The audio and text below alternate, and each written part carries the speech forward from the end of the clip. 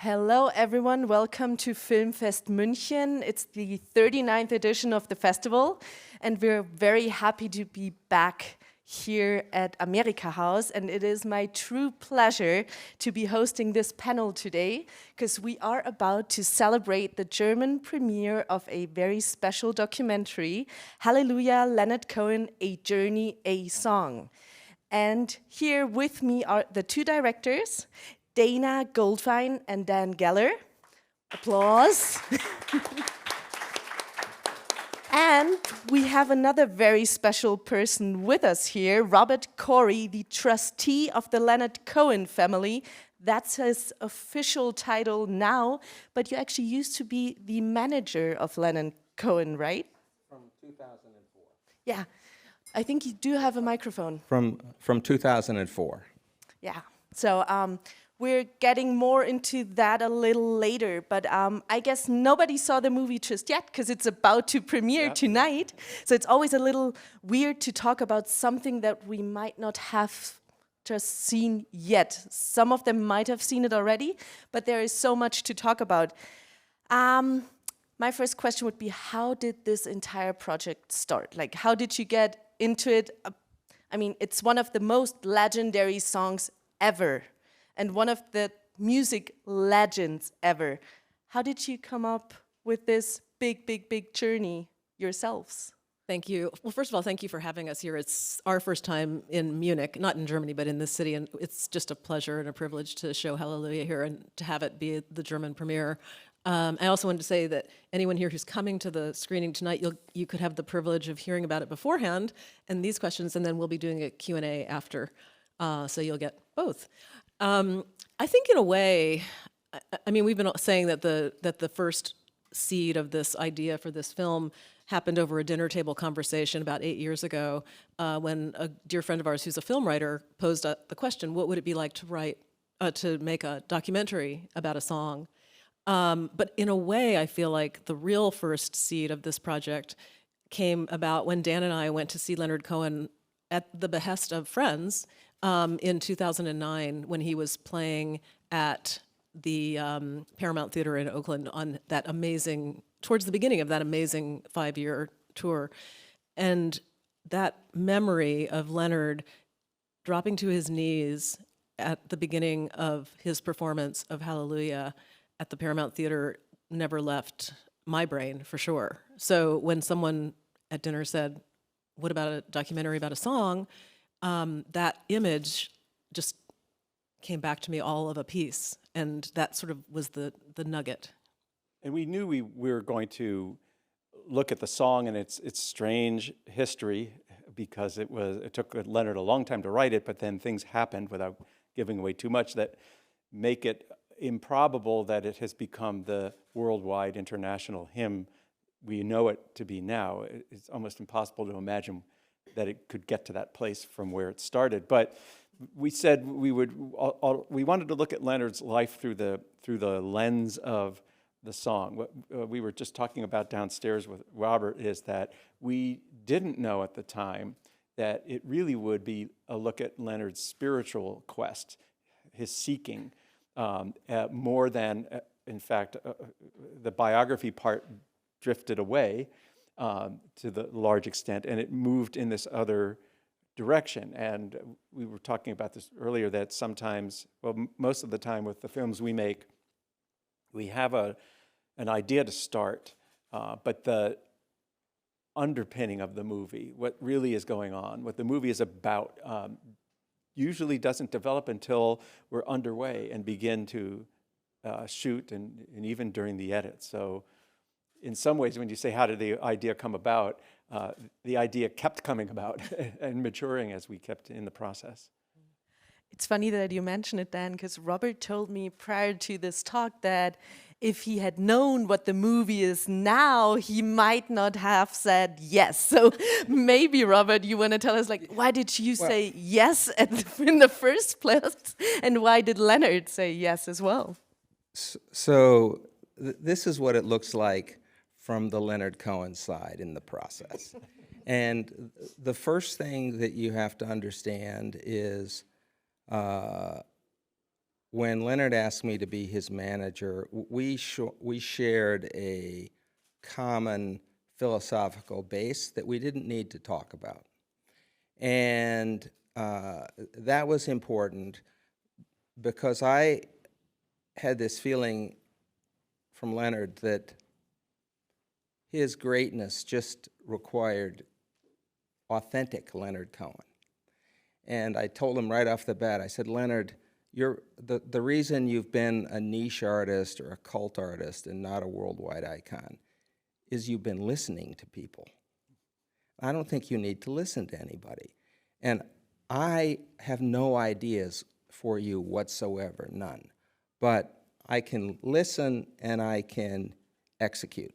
So that led to a mode of work where we weren't doing interviews, Leonard wasn't talking to people, he was focusing on his work as a performer. Along comes a fairly renowned writer, rock and roll writer, a guy named Alan Light, who comes with a proposal to do a book on Hallelujah. And he needs from us some encouragement for people to talk to him, people that are close to Leonard that will actually talk to him, talk to Alan authentically. So this was the first time where I told Leonard of the interest. He looks up Alan Light, he sees he's a good guy, and Leonard says, tell him he has tacit approval. We don't encourage, if people ask, it's okay to speak to Alan Light, but he says, make sure and tell Alan that I will not talk to him. So Alan proceeded to do the book, and Leonard actually liked the book, and a number of people liked the book, and we then had, by 2012, 2013, 2 groups that were approaching us to do a documentary based on the book. And it just wasn't happening. And then we get a third request from this couple in San Francisco. And at that point, there was enough sort of pressure. And I said, Leonard, we really ought to consider. We need to tell people yes or no. And Leonard quickly decides, for some reason, at that moment, he does his research on the internet. He says, Dan and Dayna, tell them, but make sure, tacit approval, please tell them that I won't be able to speak to them, and they have to deal with you. And thus, within 2 weeks of them sending me an email, I was sending them back an approval. So for them, it looked like magic. For me, it was, And then came, not quite so mad. Then came the other part, which is that Leonard had sold the publishing rights to his catalog up to about the year 2000, I think it was, which included the writing of Hallelujah. For us to make the movie, we needed a publishing license from Sony Music Publishing. And that was up to Sony since they owned it. Now, Leonard and Robert could have said to Sony, we don't want to approve this, and that would have been the end of it. And that's why we needed the tacit blessing, among other reasons. It's one of the reasons. So Sony had its idea of what 2 independent filmmakers should pay. But I think they left out the independent part. So it took 2 years to get the independent part back into their minds, and then we could get the license. And it was unusual because it's a license where we're saying we don't know how many times we're going to use the melody, quote the lyrics. But ultimately, we came to an agreement after those 2 years, and then began to film in, I think it was August of 2016. Yep, July, July or August of 2016. Yep. So it was. We started filming almost 2 years from the date we first got this little germ of an idea. The way that worked is they had to get a sync license from Sony and then a master license, and I had to approve that. So we had approval over use of all the songs. So I was sort of watching the process, and looking at their treatment, and their initial treatment was much more focused, like Alan's book, on the song. And so, you know, it took, I actually, to be honest, had my doubts that they were going to be able to pull off something as magnificent as they've done. Thank you, Robert. Well, one other thing, Alan's book is called The Holy or the Broken, Leonard Cohen and Jeff Buckley, and the odd trajectory of Hallelujah. The unlikely ascent of Hallelujah. So the biggest difference, I think, in our film and Alan's book is that our Jeff Buckley chapter, if you'll have it, in the film, is a nugget, and it doesn't thread throughout the same way that Leonard and his spiritual path, and you know, our sort of questing as filmmakers to try to address the issue or the question, why is it that out of the entire universe of human beings, Leonard Cohen's the only person we think could have written Hallelujah? But the initial pitch, which Leonard found intriguing and I found intriguing, is you were going to, rather than deal with Jeff Buckley, you had your own couple of artists who were deeply moved by Leonard's work but had not covered Hallelujah. So it was the initial thing was going to be a much more dynamic exploration of an artist doing the song. And something like that might be possible another time, but what we found out in the course of the movie, and you'll see this, we began to conduct interviews with people who did cover the song, who had already done so. And in those interviews, those people were so perceptive and articulate about the reasons for that song, why they were bonded to it, what it meant to them, that we realized we didn't need to have someone do it for us. We didn't need to find an artist who had never covered it and go through their process, because Brandy Carlisle and Eric Church and these are, even Jeff Buckley, who we didn't interview, obviously, passed by them, but they were able to give us what we were looking for when we initially said we wanted to go to an artist who had not covered the song to find out how they would find their way into the song. And just a side note about Alan Light, we optioned his book. We bought the rights to his book because we feel responsible that way. Same with licensing music.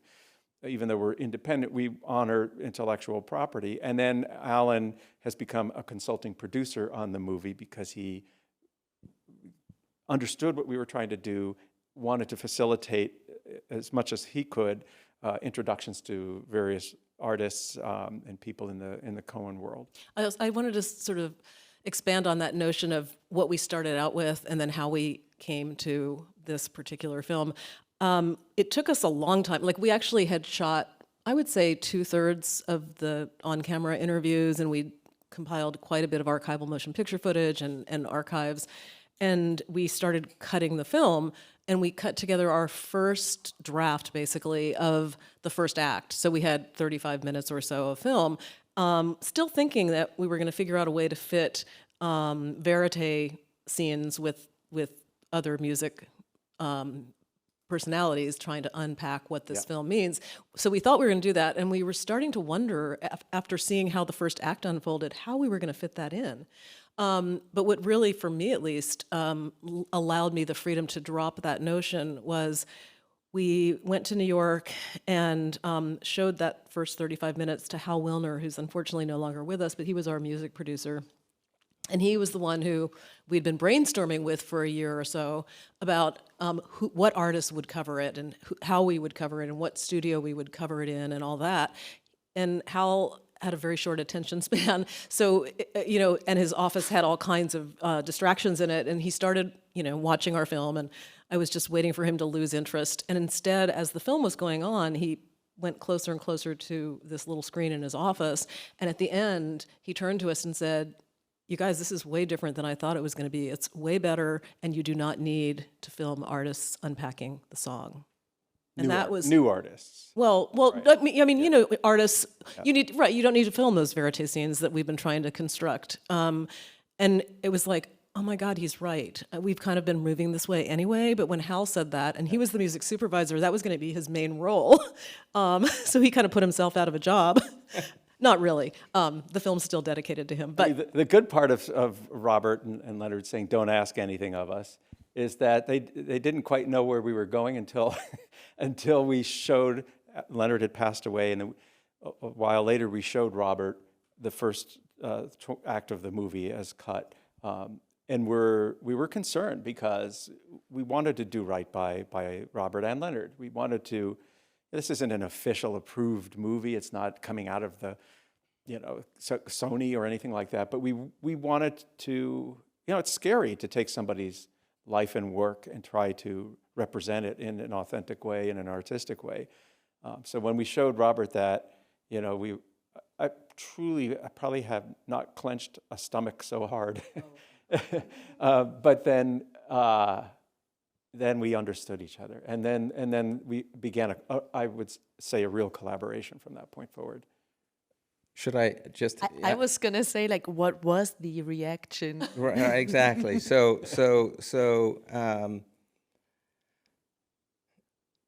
finally, it was, I had some contact in facilitating for the license, but not really. And I knew they were doing some filming, and it was I was hearing that it was positive. People are enthusiastic about it. But finally, there's a initial, and it's just the first third of the film. And when I saw it, my thought was, this is not what they initially pitched, but it has the potential to be something magnificent. But where they were headed, I was just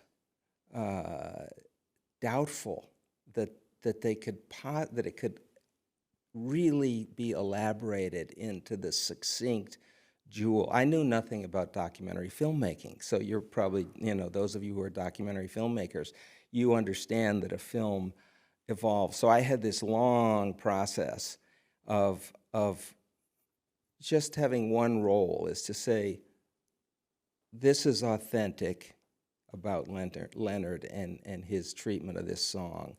Over here, this would be a distraction. This is, you could go off over in this direction, but that's not really central to, because the Leonard Cohen that is captured in this film is the Leonard Cohen who would be sitting here in this seat. It is remarkable. And so as they kept evolving, of course, as in all things, right? We started out with me not having to, but then they wanted to see more, and then I saw, okay, all right, you've finally done something that's so beautiful. You can't really make this magnificent unless I give you access to the archives. Now, nobody has had access to the archives. Nobody has seen the Hallelujah notebooks and so forth. You'll see this in the film. Say, all right, you can come down under supervision and look at it's like you go into the sanctum sanctorum. And so they did that, and they filmed.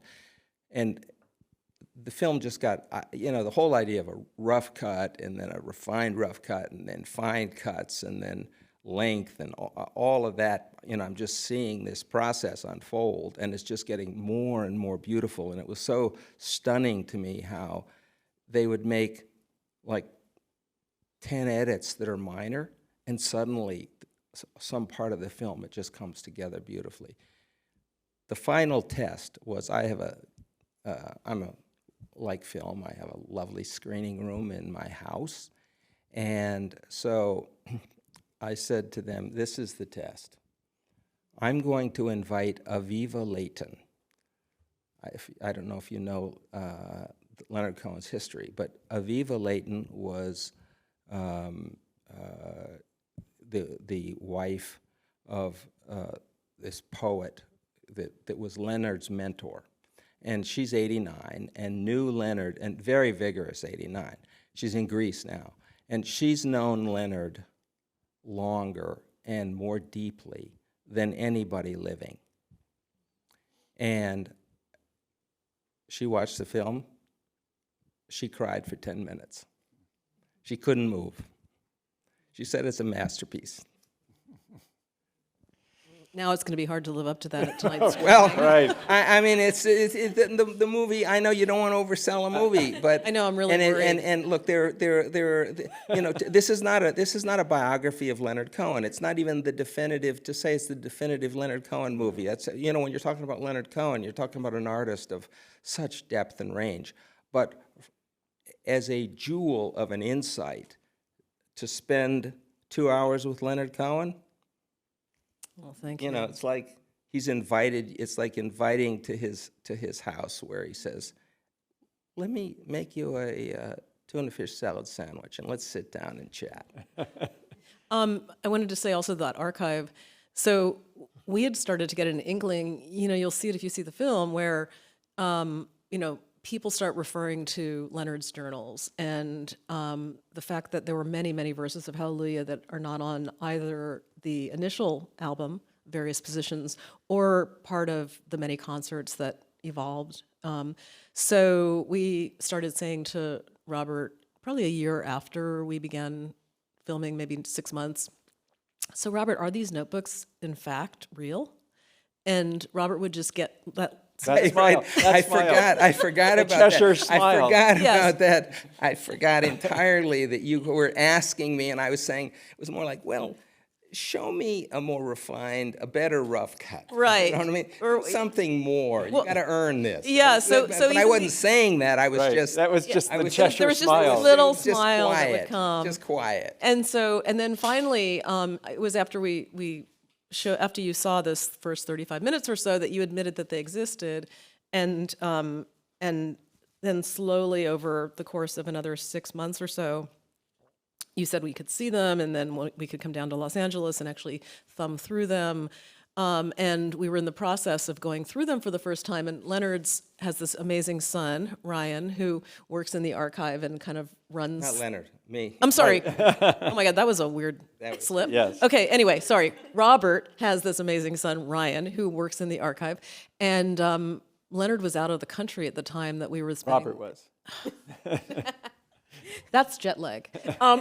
Anyway, Robert was out of the country. So Ryan's sitting across the table from us, and we're going, "Oh, we want that page and that page. And then, ooh, look at that Polaroid that Leonard took.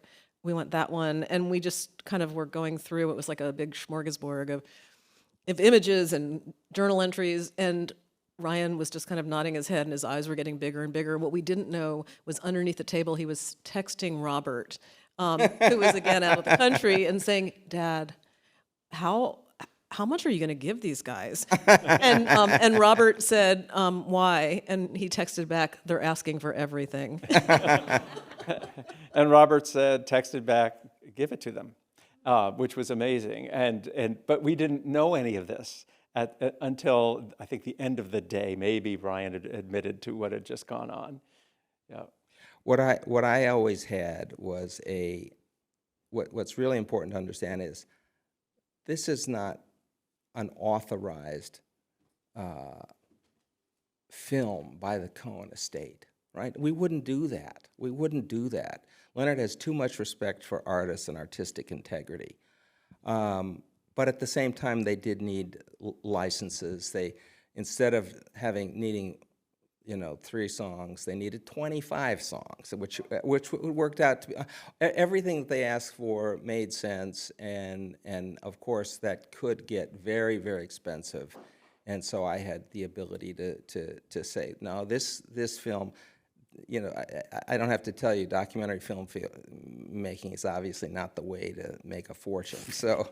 So I wanted to see the film happen because of what they were bringing to it, and so my only guide was, is it authentic? I don't care if it's critical of Leonard, if it's authentic, and so we're not trying to. There's no.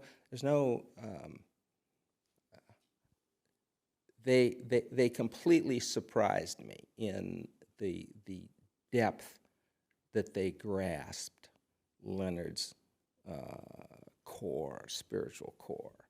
And, I couldn't, the Cohen estate couldn't show that to somebody, you know what I mean? That has to be, it's Leonard's, this film is about discovery of Leonard. They discovered Leonard, and they are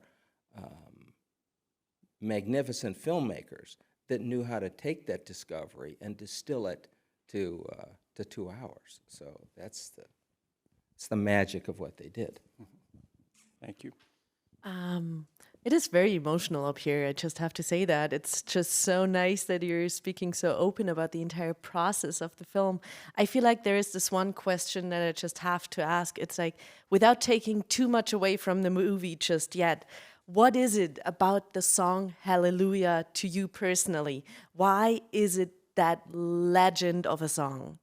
Well, for me, beyond its musicality, because it's a beautiful song, and it's a song that musically is so deceptively simple that it can absorb a lot of different interpretations musically, arrangements, vocalizations. You can't do that with a lot of songs, but as important, if maybe not more important actually, is that every lyric in there slices 6 different ways at once. So the lyrics not only are deeply moving, they're full of yearning, they're full of hope, they're full of darkness, they're full of incredible humor, and all those shadings reflect back outward to an individual reader or listener. We were asked by somebody the other day an interesting question in the lyric that says, "But you don't really care about music, do you? Who is the you?" It's a really interesting question, because this gets right back to how sophisticated the very seemingly simple line is. Because is you the Lord? Is you David? Is you some woman he's talking about? Is you the listener? And so he was a genius poet. That's why, to me, it's an extraordinary song, because it gathers up everything about human nature. It also gathers up, as we discovered through making the film, so much about Leonard's own seeking and quest and conflict. And I think it's also a song that it can evolve, because, as Dan said, every line contains, a zillion different interpretations. I think that as the listener grows and ages, the song takes on new meaning, and you can evolve with it. I mean, one question that we asked all of the singer, songwriters, musicians who we interviewed, it's not in the film itself, but we said, because all of them had been singing it for many years, we would say, if you can remember what it was like to sing the song for the first time, and what your favorite verse was, or what it was about it that drew you to it, and then what does your current self feel when you sing the song? And they each had different verses that they'd started out loving, and then that they'd come to. Miles Kennedy, who's in the film just a teeny bit, but he's like, at first when I came to it, I was in my 20s, and I heard Jeff Buckley's version, and it was all about, the only thing I've learned from love is how to shoot at someone who outdrew you, and, like relationships, sexual relationships. And now, in my 40s, when I sing the song, the verse that means the most to me is, I did my best, it wasn't much. So I love that fact that it's the kind of song that one's understanding and appreciation of can evolve. The film, you have to see the film to answer the question. That's one of the brilliant things that they do. I will note that there are a number of musicians who I've spoken to, or very good musicians, who say that Leonard musically is far more complex, that he doesn't get the credit as a musician. He certainly gets recognized as a poet, and he's been recognized now as a performing artist as a result of his world tours. But the recognition of him as a musician is maybe still to come. And I think there's some, not just in that song, in many of his songs, the way the music enhances the verse. I mean, when we went on tour, he we were talking about, how much he didn't like touring and why there were always problems and it was never the quality he wanted. And he said, look, can you make it possible for everybody to hear every word and every note without straining, like be in an arena and have it sound like a chamber music? And the technology existed when I started to be able to do that. And I think that was fundamental to the fact that Leonard went from an artist that could play 1,500 seats to playing the stadium here the arena here in Munich. Leonard didn't play 20,000 seats. He played 2,000, 3,000 seats. And it's a combination of word and music. And there's much more to the music. And there are, the Leonard Cohen archive is vast. And we're digitizing the whole thing. And we're going to place it in Canada. And the music school in Montreal actually is working with the neurophysiologists. They think that they want to study the neurophysiology of Hallelujah and how it because it does something to people. Mm-hmm. I mean, it's just, and it's not the tools exist now to kind of answer the question, but the phenomenon is indisputable. And one of the things, again, I don't want to.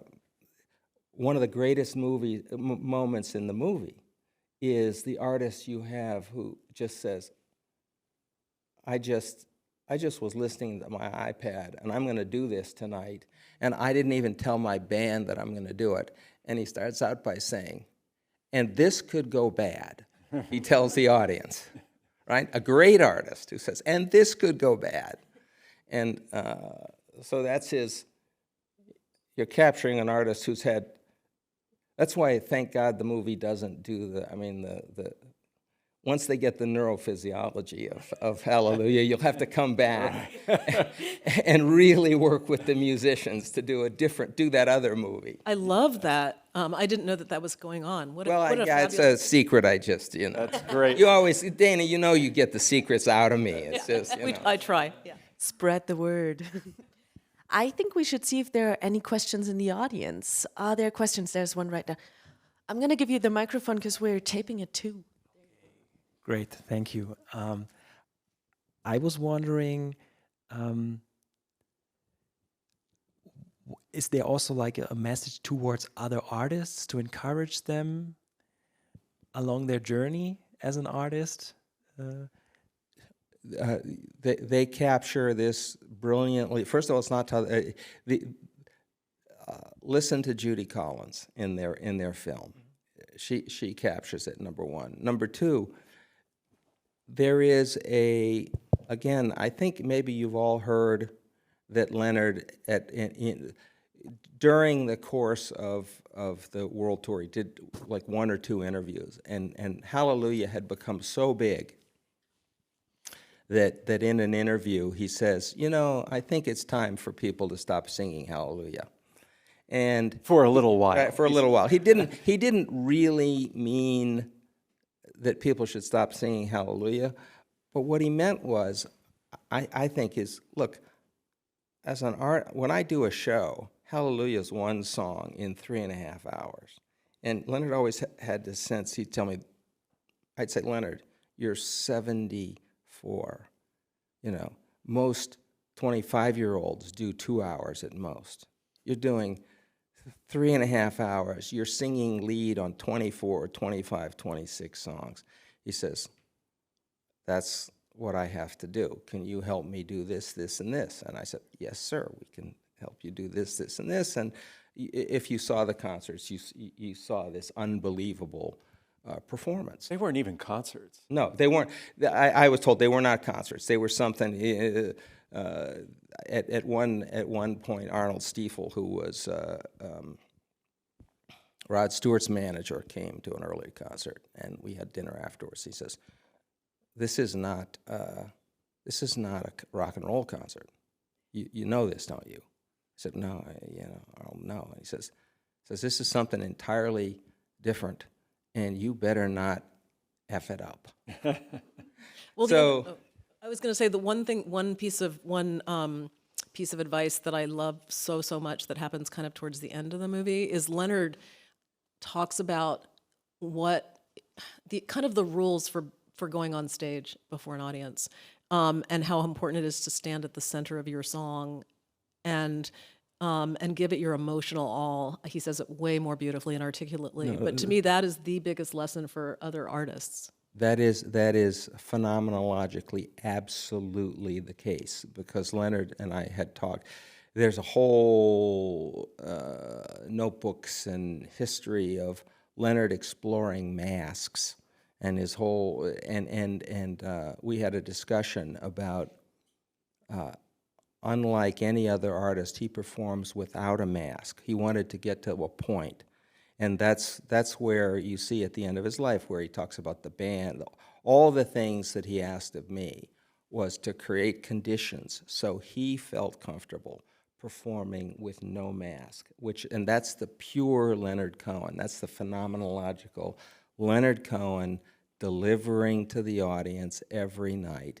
And without much advertising, that went from word of mouth, from small theaters to arenas and stadiums, and it was a phenomenon that, and so I mean, it's great that you picked that up. There's no question. Well, when we saw Leonard perform twice, 2 separate swings on the tour before we ever thought of this movie. So the experience we had was not one that we then had to be told in making the movie, told by people. We experienced it ourselves without any agenda, without any notion that we were going to make a movie. And I've never been to anything quite like it. It was almost like the best of what a gathering of people in a honest, prayerful state can be, without tying it to any particular religion, without tying it to any kind of ideology. It was a communal, emotional, deeply meaningful, philosophical gathering, with one man, leading us all through this path of song that was just extraordinary. And it was multinational. It was cross age groups, cross nationalities. I mean, ethnicities. After seeing the second show in Oakland in 2012 or 2013. The Monday after, I was talking to my father, and I said, "What'd you do this weekend?" And he said, "I was on my own, and I decided that I would just drive across the bridge and see Leonard Cohen."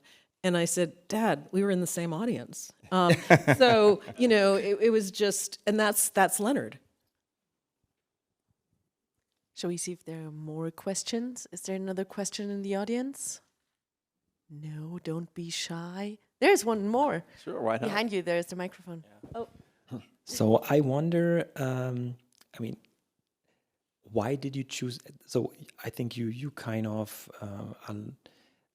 sometimes you have multiple projects that you maybe consider, yeah?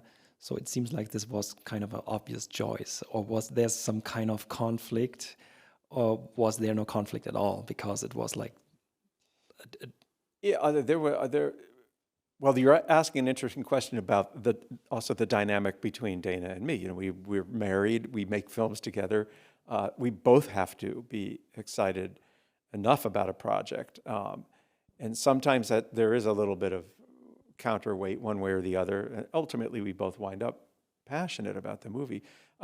This one, there was not even a question. When Dayna, in response to David Thompson's notion about making a book about a song and then tossing it to us, how about a movie about a song? When Dayna shortly afterward thought about Hallelujah while we're still at the dinner table, that's, I think we both, having heard Leonard sing it twice and been in that concert, we both knew right away that it just seemed completely obvious. The only worry was we didn't know enough about the song's complicated history, much less about Leonard. But the song is so amazing and so widely known that we had one concern, which is, would it support a feature-length movie, which is what we had wanted to do. But as soon as we found Alan Light's book, it became clear that there's not even a question. Of course, it could support something. So It wasn't and going to be easy, but that Oh, we, yeah, we yeah. you know, I mean, the day after that dinner, looking through and doing a Google search, up popped Alan's book. We ordered it. We read it. A week later, you know, we looked at each other and said, "Wow, this renowned author found 250 plus pages to sketch the arc of this song. Of course there's a documentary here." And we didn't know all of the ups and downs of Hallelujah and of Leonard Cohen, but reading this book really made it obvious. And you found as it evolved that yes, Hallelujah is an organizing principle, but you came back. You've got 23 or 20. You know, in other words, you don't want to just take Hallelujah out of Leonard's work. He's not a one-hit wonder, right? There are songs, many songs of equal power. Yep. And you know, they don't work exactly the same magic, and that's sort of the musical. That's where you get into the sort of the studying the musicality of this song. Yep. But I mean, his last albums, and you just didn't have time. You know, at a certain point, you've got to end it. You know, so I don't want to talk too much about the movie. Although, you know what, You know songs, what I mean? Yeah. That would not be right. but songs from his last albums are in there. I know they are in there a little bit, Right. but they come in. In an epilogue. They come in. I see cinema working where, you know, you manage to capture the authenticity, and yeah, he finally has 3 albums in a row that open at #1 around the world, and he'd never had that before, right? But you do that in 10 seconds. Yeah. Exactly. Well, but then we go on to listen to them. You know, and I'm, you know, I was there for each of those albums, and, you know, helping to, you know, and then doing the promotion and doing, you know what I mean? And that's why it's- and in 10 seconds, boom, boom, and boom. I'm thinking, wait a minute, you know. But that's why, you know, to your point earlier, it's not a definitive biography of Leonard Cohen. What it is a definitive study of a spiritual seeking. Not even, I mean, there's still room to make more. There's a chapter where Leonard goes to India in his life that's not in the movie. There's room, but the other part is the discipline of a 2-hour movie, which is pushing it for length for at least a theatrical documentary. It opens October 13th. Pro Kino is distributing it into theaters in Germany. So let's not forget that. Just so you know. The demands of the storytelling and the gist of the dramatic movement of the film were such that we had done what we needed to do by the time we got to those last albums. They're a denouement, that's easy for us to say, but you do it perfectly. But I have to- You do it perfectly. But I have to clarify, it's subtle, but we do include one song from every one of those last 3 albums. You absolutely do. It's just that they're there subtly in the background. There's no question. But Come Healing isn't there. right. True.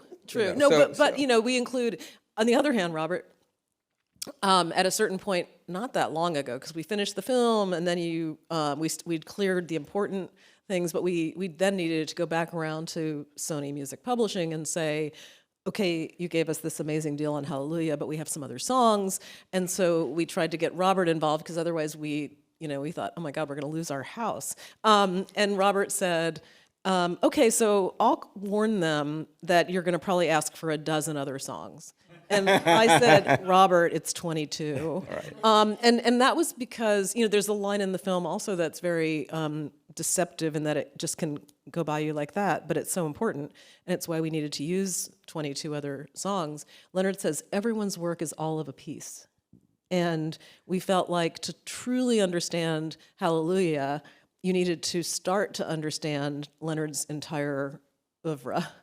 Dayna was the editor, and she has command of accomplishing in a few seconds one line. That's why I've watched the movie many times, and I just marvel at how just in one line you capture, because that was a point I was trying to make earlier, that Hallelujah is just one song of a whole work, and that whole work is there in the film.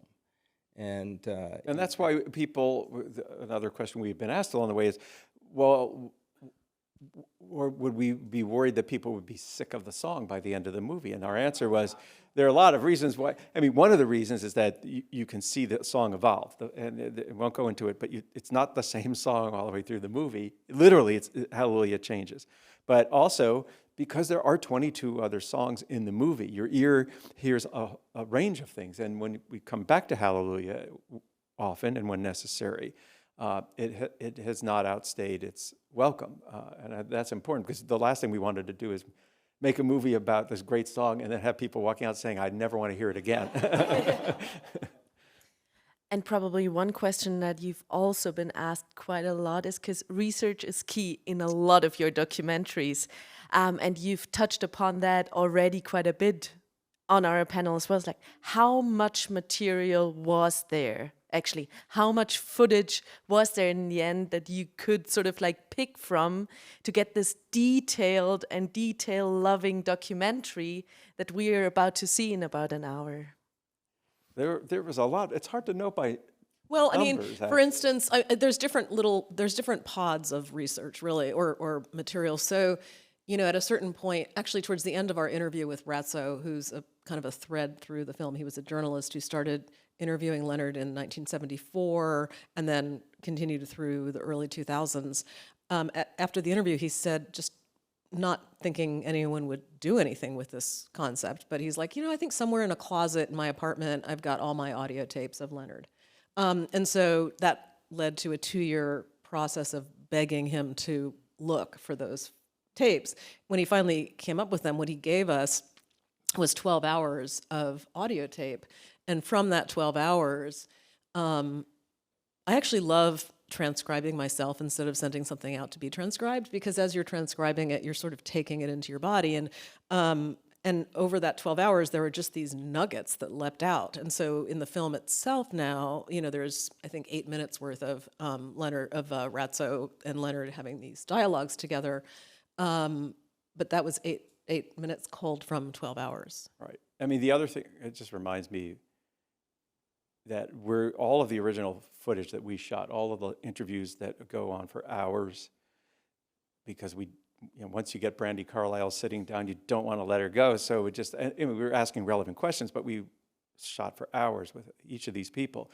All of that footage and the transcripts that go with them are going to be part of the Cohen archive that then that was part of the deal. Yeah. But also, from our vantage, it's the deal. It's not even a deal. It's a favor, because this material can get lost easily. All the raw footage from Ballet Russe, a movie we had made years ago, is precious, and we haven't found a backer to place it yet. It needs to be. It's a critical thread of dance history. All the material from Something Ventured, a movie we made about the birth of Silicon Valley and the original entrepreneurs and venture capitalists, is preserved at the Smithsonian and at Stanford University for research. So for us, and I was talking to another filmmaker about this in New York just the other day, she's frustrated that she can't get the funding to get it preserved. So for us, I think it was a mutually beneficial arrangement, because I would have been horrified if this stuff just sat and moldering away on a hard drive and disappeared. Yeah. But also, I remember the other thing, it just dawned on me, I think we have to go check with Robert DeYoung whether I gave you all of the retouched photos, because every photo in the movie I retouched, and you really get to know someone's face when you're doing dust and scratches and exposure things, one little dust. Oh, Leonard, you got a little bumpy. Let's just take that out today. But I forget. We have to check it just to. We need that's between you and the archive team. It's good. So I would say, Dayna, Dan, and Robert, thank you so much for being here with us. And Thank you. We are excited to share the film with all of you. Tell everyone there's going to be more screenings, and it's going to be in the cinema soon as well. Thanks for being here, and we'll see you at the cinema in an hour. Thank you. Thank you for having us. Thank you.